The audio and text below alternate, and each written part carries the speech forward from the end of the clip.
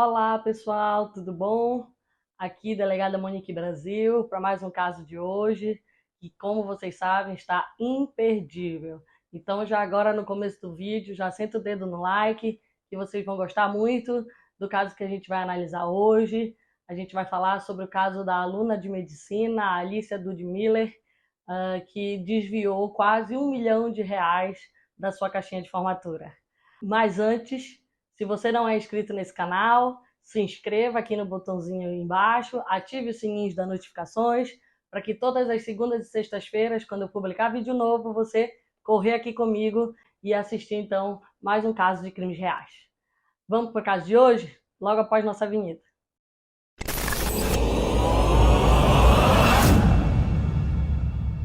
Bom, pessoal, o caso de hoje, então, é da aluna de medicina, Alicia Dudmiller Veiga, de 25 anos. Ela é de origem bastante humilde, tá? Ela estudou a vida inteira dela em escola pública. E logo quando ela se formou, ela então conseguiu passar no vestibular para farmácia, mas preferiu não cursar e fez mais 4 anos de cursinho pré-vestibular para então conseguir a tão sonhada vaga num dos cursos mais concorridos do Brasil, né? Sem sombra de dúvida, que é a medicina na USP. A Alicia começou os estudos nesse curso e ela está, então, atualmente no sexto e último ano do curso, né? Devendo se formar, se tudo correr bem com a vida acadêmica dela, agora, final de 2023. Bom, logo quando iniciou, então, as aulas, né, do curso de medicina, então ela se enturmou, fez amigos, claro, aquela coisa, né, de jovem universitário.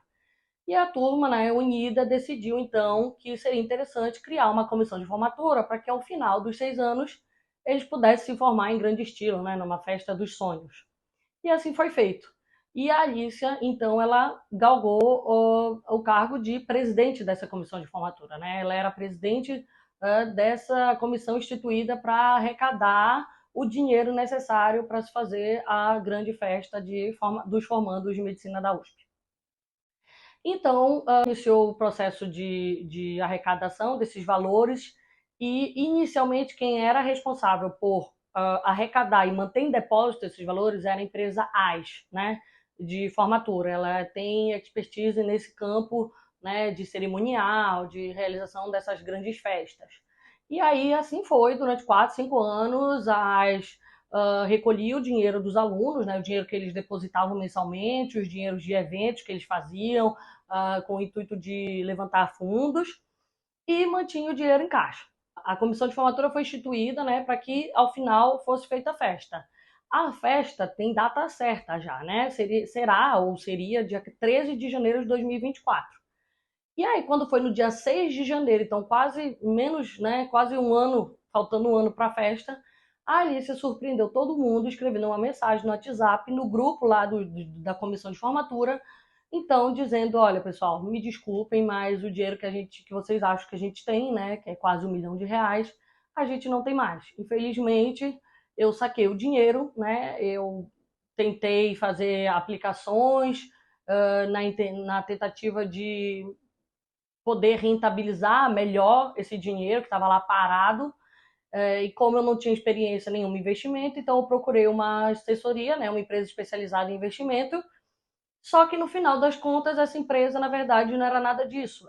Se tratava de um grande golpe, né? A empresa teria então levado os 800 mil, que ela disse que sacou inicialmente os 800 mil, e transferiu para essa empresa, né, para que ela pudesse investir por ela, mas que a empresa não devolveu nem esses 800 mil e muito menos nenhum rendimento durante todo esse tempo que ficou o dinheiro lá parado.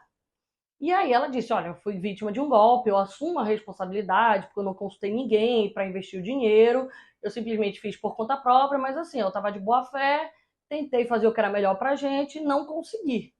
Né? Vamos agora, eu estou abrindo essa situação para vocês, porque eu não aguentava mais segurar isso para mim mesma, e aí a gente, junto, vamos tentar recuperar esse dinheiro, vamos tentar ver o que a gente faz. Aí os alunos, nossa, mas como assim, né? Todo mundo desesperado, como assim levou um golpe e tal? Eles desconfiaram dessa história e aí no dia 10 de janeiro agora, então, de 2023, eles procuraram a polícia, né, para fazer boletim de ocorrência contra a Alicia, né? Então, os alunos se sentidos lesados, eles foram até a delegacia, a 16ª DP de São Paulo, e disseram, olha, havia na nossa conta R$ 937 mil, né? e foram feitos 3 saques dessa conta. O primeiro foi no valor de 640 mil reais, que foi transferido direto para a conta pessoa física da Alicia. E os 2 outros são o valor de 171 mil e 145 mil. Esses 2 outros foram depositados em terceiros ainda não identificados no curso do inquérito policial. E esses 3 saques somariam 920 mil reais, né? Que então teriam sido desviados. Quase tudo, porque se inicialmente eles tinham 937 foram sacados 920, ficou 17 mil só para conta, né? Para quem queria uma festa de 1 milhão, ter menos de 20 mil reais, quase, né? Não dá para fazer quase nada, dada, né, a proporção que eles queriam para a festa e estariam dispostos a gastar mais de 1 milhão de reais numa noite. Então, 20 mil é muito pouco. De posse dessa denúncia, né, feita pelos alunos, a polícia iniciou as investigações. E aí eles descobriram coisas assim bem interessantes. A Alicia, no ano de 2022, ela teria feito algumas movimentações financeiras estranhas. Primeiro, que em abril de 2022, ela teria feito alguns jogos, né, de loteria, que somados dariam um valor de mais ou menos 20 mil reais e foram todos pagos em Pix. E em junho e julho de 2022, ela fez muitos jogos online, né, de loteria de casa lotérica online, que juntos dariam, pasmem vocês, 891.500 reais. Né? Esse seria o valor de todas as apostas que ela teria feito no período. Mas a Alicia não pagou essas apostas. Né? As apostas elas não tornaram efeito, porque elas simplesmente foram empenhadas, mas não foram pagas como deveriam. A Alice achou que, né, seria muito esperta e pagou 100 vezes menos do valor das apostas. Né? As apostas, então, eram 891.500 e ela pagou 891.050 centavos. Né? 891 reais e 50 centavos. 100 vezes menos do que ela deveria pagar. Né? Lógico que na tentativa, com certeza, de que, né, a empresa, a lotérica, fosse simplesmente se equivocar e esquecer 2 zeros, né? Como se isso fosse possível. Diga-se de passagem, uma empresa que trabalha, né, com pagamento de conta e com o setor financeiro todos os dias, todas as horas. Então, claro que não colou, né? Essa tentativa de ludibriação das lotéricas não colou. E a lotérica se sentiu lesada, entrou na justiça contra a Alicia, pediu indenização de 192 mil reais contra ela, né, dizendo que, olha, ela empenhou aqui a aposta, confirmou que pagaria e no final pagou 100 vezes menos do que deveria. E também denunciou a Alicia à polícia, né? E aí, então, foi quando o DEIC, né, de São Bernardo do Campo, iniciou a investigação criminal contra a Alicia pelo crime de estelionato e lavagem de dinheiro.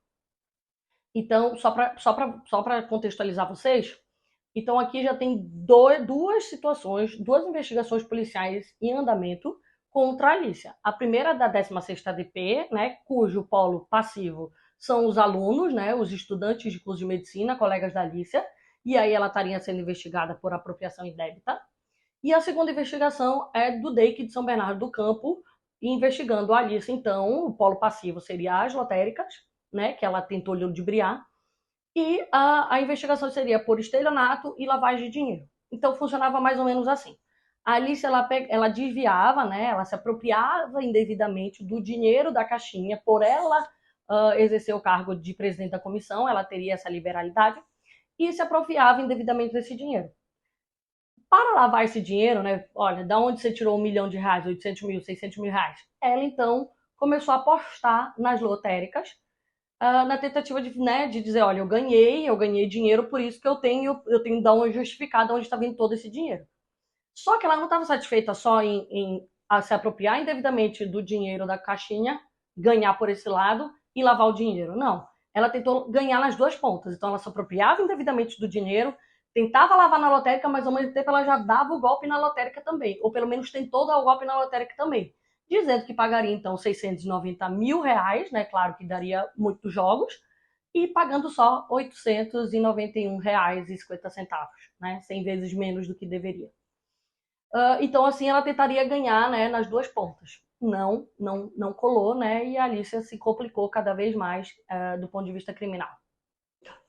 Dia 19 de janeiro, né, dada o cenário, a polícia então chamou a Alicia para o auto de qualificação dela, interrogatório. A Alicia compareceu na delegacia com seu advogado e prestou depoimento de horas, né? Nele ela confessou, de fato, que ela desviou o dinheiro da caixinha, mas ela disse que ela fez isso porque ela não confiava, né, na empresa, na AS. E aí, então, ela resolveu investir por conta própria aquele dinheiro. Fez alguns investimentos ruins, perdeu uma quantia significativa e aí, desesperada, então, para tentar devolver o dinheiro já perdido, ela viu como única alternativa investir em jogos de azar e começou em colocar o dinheiro em lotérica na tentativa de quê? De ser contemplada, né, com um prêmio muito alto e poder devolver, então, o dinheiro que havia sido desviado da caixinha de formatura. Isso não aconteceu e ela foi se enrolando cada vez mais quando ela viu a água já estava no pescoço, né? Simplesmente, ela tinha perdido quase todo o dinheiro da caixinha dela. Além disso, ela confessou também que usou parte do dinheiro, né, em benefício próprio, mantendo um padrão de vida, né, não compatível com a realidade financeira dela. Então, assim, tem coisas nos autos como comprar iPhone de R$ 3.000, tablet de R$ 6.000, aluguel de carro de 2.190 por mês, alugou um apartamento por 5 meses pagando 17 mil, mobiliou esse apartamento, e a renda dela girava em torno de R$ 3.000, né, a renda mensal dela. Então, incompatível com o valor que ela recebia de rendimento, né? E aí, claro que esse dinheiro era financiado com o dinheiro também desviado da caixinha. E aí, então, a polícia seguiu para uma segunda etapa de investigação. Pediu busca e apreensão e apreenderam, então, todos esses eletrônicos, né, que a Alicia teria comprado com o dinheiro da caixinha, além do carro alugado por ela, né? E aí também foi apreendido um objeto que não tem valor econômico, mas tem valor para a investigação, que seria o diário da Alicia, né? Nesse diário vocês vão entender mais lá na frente o porquê que ele é tão importante. Mas assim, lá ela descrevia as emoções dela, né? Ela falando como ela mesma, né? Então ela descrevia assim, situações como se ela tivesse se sentindo muito culpada, né? Se sentindo arrependida por ter feito aquilo, muito frustrada por não poder devolver o dinheiro, que ela queria a qualquer custo, né? Fazer uma mágica para devolver o dinheiro e se sentindo assim, né? Infeliz e muito culpada por essa situação. E aí, então, de posse de todas essas informações, o que a delegada, né, da delegacia, né, da 16ª DP de São Paulo, indiciou, então, a Alicia, né, por crime de apropriação indébita. E, além disso, pediu a prisão preventiva da Alicia, né? Então, para a delegada, a Alicia não deveria responder o processo em liberdade, e sim já presa.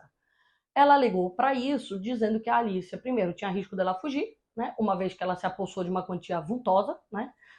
Ela diz que perdeu essa quantia, mas a verdade é que a gente não sabe onde é que está a quantia, né? A gente não sabe onde é que está esses quase R$ 1 milhão. Aí ela podia usar isso para, né, se evadir.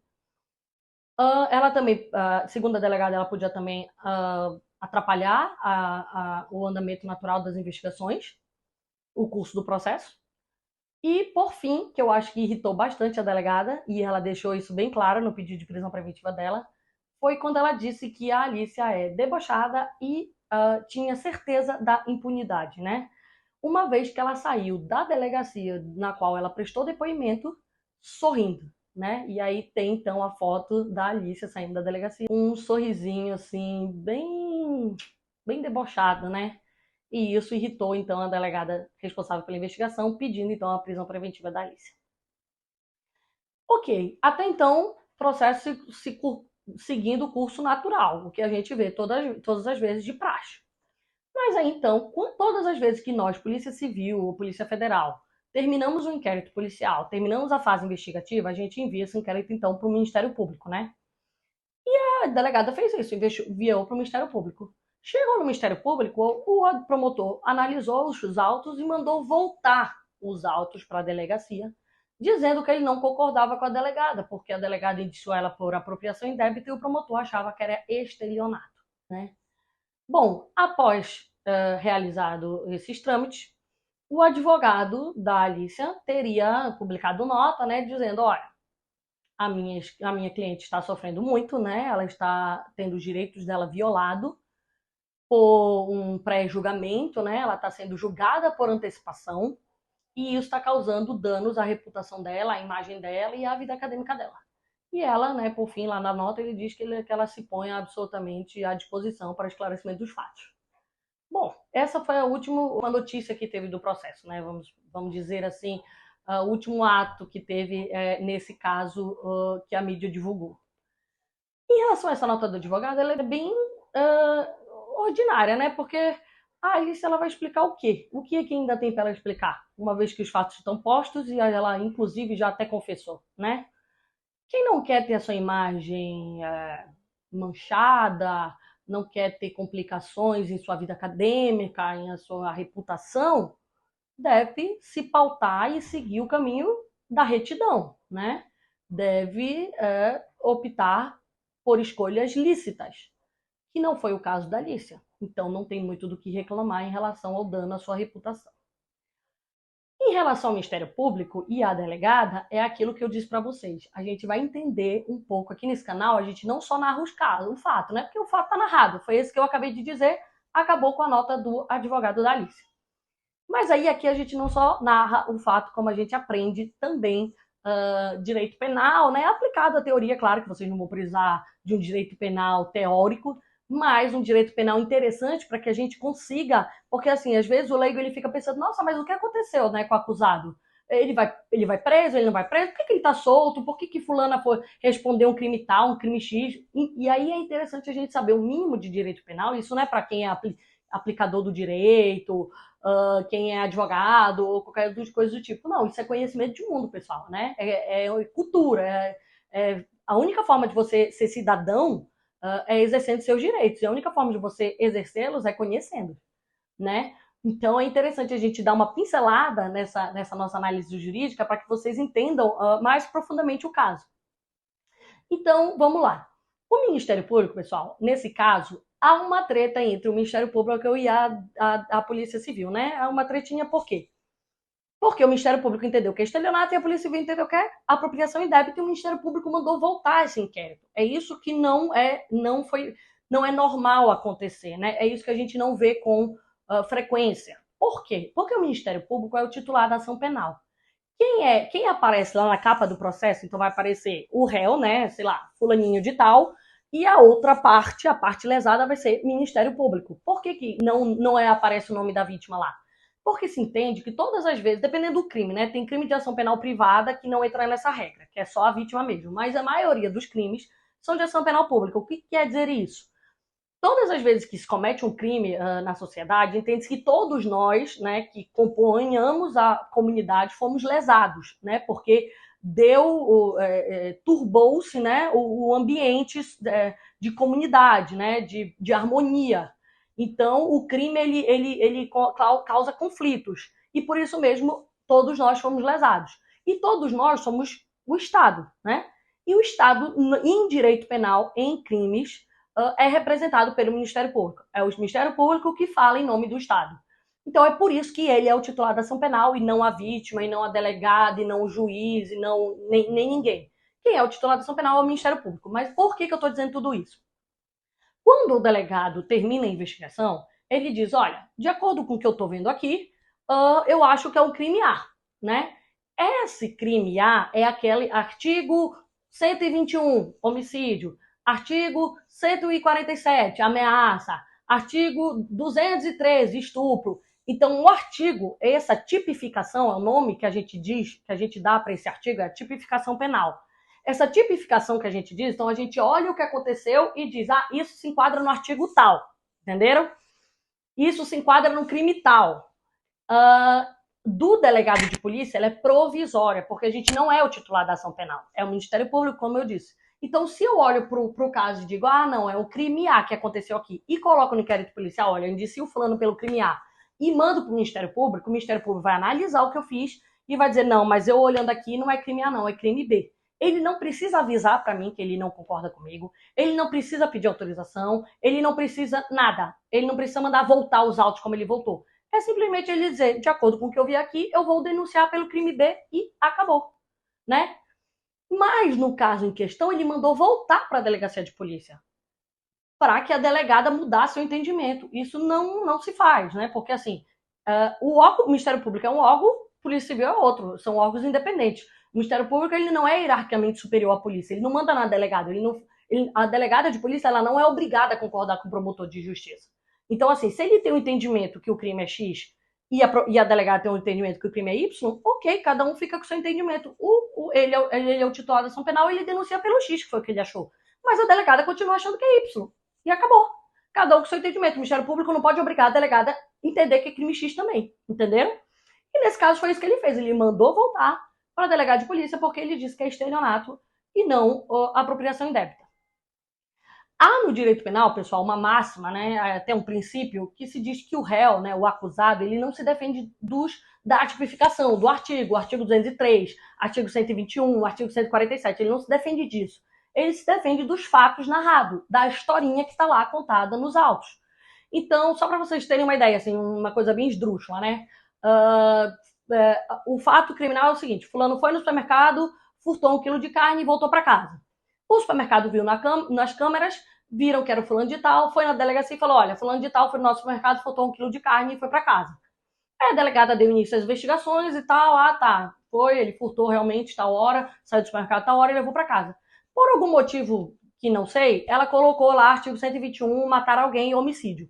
Indicia o fulano, olha, o fulano ele foi no supermercado dia tal, furtou 1 quilo de carne e eu estou indiciando ele por esse motivo pelo artigo 121, homicídio. Homicídio é matar alguém. Quando o advogado ou a defensoria pública pegar esse processo, eles não vão defender o fulano de homicídio, porque ele não matou ninguém. Eles não vão defender o fulano do crime de matar alguém. Eles vão defender dos fatos narrados, ou seja, de ter ido no supermercado pegar 1 quilo de carne, que esse crime é um furto. Entenderam? Então ele sempre vai se defender dos fatos e não da tipificação. Então, por esse mesmo motivo e por esse mesmo princípio, era tão somente o promotor: eu não entendo que é apropriação indébita e sim estelionato, então eu vou denunciar pelo estelionato. Porque o réu, ele vai se defender dos fatos e não da tipificação. Por isso que ele não precisa mandar voltar para a delegacia, por isso que ele não precisa fazer a delegada concordar com ele. Entenderam? Bom, mas só para não ficar jogado assim, porque você que não entende de direito criminal, apesar de gostar muito desse tema, fica sem entender. Nossa, mas o que está acontecendo? Estelionato, apropriação indébita, eu não estou entendendo nada disso. Vamos lá que você vai já entender. Eu vou explicar de uma forma bem didática por que então que o promotor acha uma coisa, a delegada acha outra, e qual é a fundamentação deles, né? Bom, pessoal, o crime de estelionato é aquele crime que ele precisa de um ardil, né? Ele precisa de uma fraude, ele precisa de uma historinha, né? O conto da carochinha, para enganar a vítima e, com isso, fazer com que a vítima entregue a coisa, né, de valor econômico para o ladrão, né, para o criminoso, entendeu? Então, no estelionato, o criminoso ele tem que ser muito sagaz, entendeu? Ele tem que ser muito esperto. E por quê? Porque ele vai contar uma história tão incrível para a vítima que a vítima vai entregar na mão dele o que ele quer. Ele não vai precisar pegar, ele não vai precisar usar força, ameaça, violência, nada disso. Ele simplesmente vai, né, engrupir a vítima, vai enganar a vítima, vai contar uma historinha para ela e ela vai entregar para ele o bem, né? E aí o estelionato, então, é o artigo 171, e por isso que a gente diz que é um tremendo 171. É aquele, né, que vive passando a lábia nas pessoas, tem um papo. É o estelionatário. Por quê? Porque ele leva qualquer um no papo, consegue ter uma lábia maravilhosa, né? O estelionato ele tem uma pena, então, de 1 a 5 anos, é uma pena significativa, né? Uma pena que inclusive o delegado de polícia não pode arbitrar fiança, porque acima de 4 anos o delegado de polícia não arbitra fiança. E aí é um crime, né, que tem uma pena interessante, inclusive da flagrante. Mas ele não tem violência e grave ameaça. Qual é a diferença do estelionato para apropriação indébita? A apropriação indébita, como vocês podem ver, artigo 168, né, ele tem uma pena um pouco menor, é de 1 a 4 anos, ou seja, o delegado de polícia já na delegacia já pode arbitrar fiança. O réu, então, não fica nem preso, se assim o delegado entender, né? Já pode arbitrar fiança, faz o flagrante, arbitra fiança de tanto, o acusado paga a fiança na delegacia mesmo, e já responde em liberdade. Por que a apropriação indébita, então, é menos gravoso que o estelionatário? Porque a apropriação indébita, o dolo dela, né, a vontade do criminoso, ela aparece depois, é um dolo subsequente que a gente diz, né? Ela aparece depois da coisa já estar com ele, de boa fé. Né? Então, assim, primeiro a coisa chega até ele e quem dá a coisa tá de boa fé. Mas depois, por algum motivo na cabeça dele, ele inverte a posse da coisa e diz: não, a partir de agora essa coisa é minha. E aí é quando ele age como criminoso. Veja que ele não tem o dolo desde o início de pegar a coisa, né? Esse dolo aparece depois. É diferente do estelionatário, que desde o início ele já bola uma história, com um conto na cabeça dele. Nossa, o que eu vou inventar aqui para poder fazer com que essa vítima caia no meu golpe? Então, eu vou dar 2 exemplos para vocês, vai ficar muito claro, né? O estelionatário seria assim: essas empresas de televisão por assinatura, então o sujeito vai, se veste lá de empregado da Sky, da NET, dessas empresas de TV por assinatura, e bate lá então na porta da dona Mariazinha. Oi, dona Mariazinha, tudo bom? Eu sou fulano de tal, tô aqui em nome da empresa X, eu vim aqui verificar o seu sinal, né, a sua TV, que a gente viu que não tá tão bom, não sei o quê. Aí a dona Mariazinha: não, pois bom, pois bem, pode entrar e tudo mais. Aí ele chega lá e fala: olha, dona Mariazinha, eu vi aqui o seu modem e tal, o seu modem não tá bom, ele tá obsoleto, ele tá antigo, eu vou precisar levar o modem e que a senhora me dê mais R$ 500 para que eu traga o modem novo, instale e a sua TV vai ficar com uma imagem ótima e tudo mais, vai pegar mais canais, vai ficar ótimo. Aí a dona Mariazinha, né, iludida e achando que realmente aquilo vai ser bom para ela entrega o modem e os R$ 500 na mão do estelionatário, entendeu? Ela entrega: tome, pode levar. E ele se dá bem, né? Porque ele ganhou não só o modem, como ele ganhou R$ 500. Esse é o crime de estelionato. Já o da apropriação indébita é assim: é o típico caso sei lá, dos vizinhos, vai viajar, né? O vizinho vai viajar e pede para que a vizinha fique tomando conta do cachorrinho da família. E ele vai passar um mês viajando. Quando ele volta, meu cachorro. Aí a vizinha: não, me apeguei muito a ele, não tem condições, eu não vou conseguir dar mais ele de volta para vocês. Vejam que a ideia inicial, tanto do vizinho quanto da vizinha, era só manter o cachorro por pouco tempo. Lá, por um mês, que ela vai cuidar dele durante o mês, depois ele vai voltar pra gente. E o vizinho estava de boa fé e a vizinha estava de boa fé também quando ela recebeu o cachorro. Só que lá pelo 20º dia, ela se apegou muito no cachorro e falou: não, quer saber? A partir de hoje esse cachorro é meu. Ele não sai mais daqui. E aí, então, é quando ela comete o crime, né, de apropriação indébita. Quando ela inverte essa posse e diz: não, agora eu vou me apropriar do cachorro como se fosse meu. Entenderam? Outro caso também: o primo mora perto do trabalho de um outro primo. E aí nunca tem estacionamento. E aí esse primo então fala assim: quer saber? Eu vou deixar meu carro na tua garagem e assim eu trabalho. Quando eu sair do trabalho eu pego esse carro. Ele fez isso durante algum tempo, até que um dia o primo dele, o dono da casa, olha e fala assim: quer saber? Esse carro tá na minha garagem, o carro é meu. Ele veio com as próprias rodas dele, deixaram aí, tá na minha garagem, é meu. Então agora o carro é meu. Aí o primo volta do trabalho e fala: não, primo, não vou te devolver a chave porque o carro tá aí, o carro agora é meu. Não vai procurar seus direitos.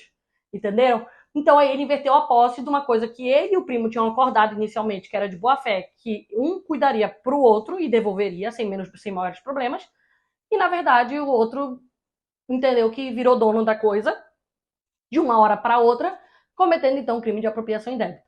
E por essa falta de dolo inicial, de nossa, eu quero enrolar essa vítima já desde o início, é que o crime de apropriação indébita ele é menor, tem uma pena menor do que o crime de estelionato 171.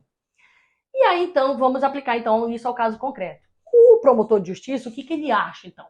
Ele acha que a Alicia Ludmila Veiga, ela estava então desde o início com dolo de subtrair toda a quantia da caixinha de formatura para ela. E por isso mesmo ela, né, virou presidente da comissão e ficou todo esse tempo até reunir um bom dinheiro e dar no pé, né, que a gente diz, simplesmente pegar o dinheiro e sair e gastar e acabar com o dinheiro. E aí ele acha que o dolo dela desde o início era contar essa historinha, né, de que ela seria presidente da formatura e tudo mais, para colocar o plano dela em prática, né, que seria usurpar todo o valor da caixinha. Já a delegada de polícia, ela não acha isso. Ela acha que, de fato, a Alicia, né, passou em vestibular, poxa, ela passou 4 anos estudando para passar nesse vestibular, entrou, fez amizade, ficou como presidente da comissão de formatura justamente porque para ela era um sonho aquilo, se formar, né? Então ela não queria que nada desse errado. Inicialmente estava todo mundo de boa fé, ela lá presidindo a comissão e os alunos confiando nela e depositando dinheiro. E por algum motivo, né, no meio do caminho, ela então deu de usar o dinheiro como se fosse dela, e invertendo a posse do dinheiro e então virando criminosa, né, cometendo o crime de apropriação indébita. Minha opinião é eu concordo absolutamente com a delegada de polícia, né? Eu não acredito que a Alice estava desde o começo com dolo de ludibriar todos os alunos, todos os amigos de sala dela. Primeiro, porque o estelionatário, ele não comete o crime de estelionato e fica lá pagando para ver. Não, ele conta a historinha, consegue o que ele quer e sai de lá, sai do ambiente, some, né? Ele some, ninguém mais encontra ele. E a Alice, ela não sumiu. Ela realmente, ela gastou o dinheiro, ela desviou o dinheiro, gastou o dinheiro e tá aí, né? Tanto tá aí que ela tá sendo ouvida pela polícia e tá aí para pagar o que ela cometeu, né? Tá aí para receber a punição do Estado, se assim entender. Primeiro, para mim, isso é bem característico, né? Ela não sumiu, né? É característico do estelionatário. Segundo, porque ela colocou, lembram do diário que eu disse que em algum momento o diário ia fazer sentido? Aquele diário nada mais é do que o dolo dela, né? A gente pode verificar as intenções que ela tinha naquele diário. E lá ela descreve que ela está muito arrependida, que ela está com sentimento de frustração, que ela queria devolver o dinheiro. Ou seja, quem é o estelionatário, ele não vai pensar, nossa, eu vou dar um golpe, vou ficar com pena da vítima, eu vou querer devolver o dinheiro. Não existe isso. A história é muito bem fechada, muito bem articulada, para que a vítima caia no golpe e ele tenha vantagem econômica em suma, né? E não foi o que aconteceu com a Alicia. O que ela fez? Ela realmente, em dado momento, né? Ela estava lá 4 anos funcionando como presidente da comissão, 5 anos, só que ela começou a ver uma quantia inacreditável de dinheiro, né? Uma quantia que talvez ela nunca tivesse visto. Ela era de família humilde. E aí, quase R$ 1 milhão, isso pode ter subido para a cabeça dela, entendeu? A gente não conhece as pessoas, na verdade, nem as próprias pessoas se conhecem, né? E aí, ela, né, por algum motivo, achou, vou gastar um pouquinho aqui, que ninguém vai ver, vou gastar um pouquinho ali, ninguém vai ver, ninguém vai sentir falta, é tanto dinheiro. E aí, desse pouquinho em pouquinho, de repente, já, né, tinha um bom furo ali, né, uma boa quantia gasta. E aí, então, e aí é quando ela se vê compelida a começar a fazer jogos de azar para ver se ela devolvia a quantia gasta. E ela foi se afundando cada vez mais e gastando cada vez mais. Para mim, foi isso que aconteceu. Mesmo porque o fato dela jogar na lotérica, né, fazer jogos de loteria, também descreve esse dolo que ela tinha, que não era de dar golpe e arquitetar um plano mirabolante para todo mundo cair e ela se dar bem. Quando ela começa a fazer, a jogar na loteria, é justamente essa vontade que ela tem, é de ser contemplada e poder devolver o dinheiro. Então, a todo momento tem aquela vontade de devolução do dinheiro, né? O que caracteriza a apropriação indébita.